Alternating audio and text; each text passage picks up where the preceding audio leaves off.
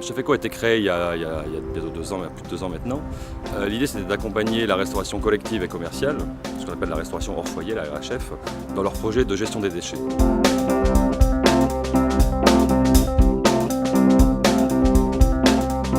Aujourd'hui en restauration commerciale et collective, comme on dit, on paye 3 fois le produit. On l'achète une fois auprès de ses fournisseurs, on le transforme en cuisine avec des effectifs, avec du matériel, avec des fluides, et on le paye une 3e fois puisqu'il y a effectivement ces 30 ou 40% de produits, de denrées qui vont être produits transformés, qui vont être destinés à être jetés. On supporte, on subit, et c'est vrai qu'au travers de cette démarche, on arrive à pouvoir. Le but c'est de pouvoir de se mettre en situation et de trouver toutes les solutions qui vont pouvoir permettre d'optimiser.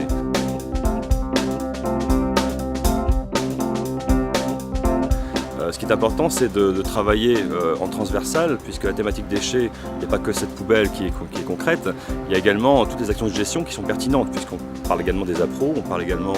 de la manière dont on va travailler les fiches techniques et la prestation et le mode de distribution et la façon dont on va produire, et surtout par rapport à des contextes qui sont différents, encore une fois, des établissements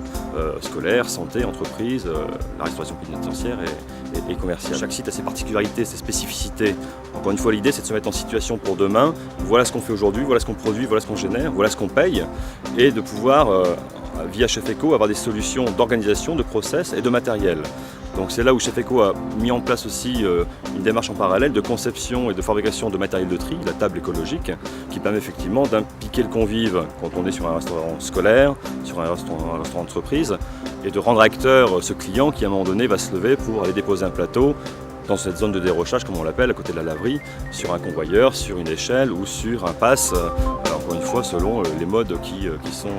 existent actuellement. On est dans une vraie gestion de projet avec cette première phase de diagnostic, d'audit, qui permet de faire une photographie sur l'établissement, avec ses aspects de fonctionnement, ses spécificités, ses contraintes, ses règles. Et l'idée c'est également de pouvoir travailler sur les déchets proprement dit, donc de quantifier à la fois les volumes, les par type de gisement. Et 3e sujet, ce qui permet de travailler également sur les aspects financiers. Et là, sur le plan économique, effectivement, de manière directe ou indirecte, on a des coûts qui sont engendrés. Donc à partir de là, on va remettre au client un dossier complet qui permettra vraiment de se mettre en situation, donc à partir de ce référent et sur le plan opérationnel et sur les aspects économiques, de pouvoir aussi, je dirais, donner ou du moins proposer des solutions, des alternatives et se mettre en situation concrète sur, encore une fois, ces 3 axes.